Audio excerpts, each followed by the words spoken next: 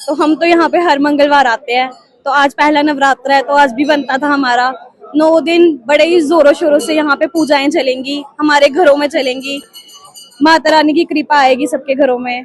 तो बस माता रानी की दया है तो हम लोग हैं, जम्मूवासी जी रहे हैं अच्छी जिंदगी एक।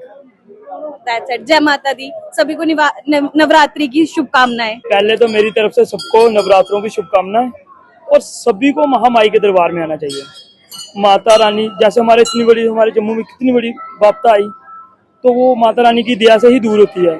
सबको माता रानी के दरबार में आना चाहिए, सबको माता रानी के दर्शन करने चाहिए और अपनी अपनी मनोकामना माता रानी को सुनानी चाहिए, और माता रानी सबकी मनोकामना पूरी करती है। नवरात्रा हर परिवार में खुशियाँ लाए, बहुत अच्छा परिवार में फील होता है। जब माता के दर्शन होते हैं बहुत अच्छा फील होता है।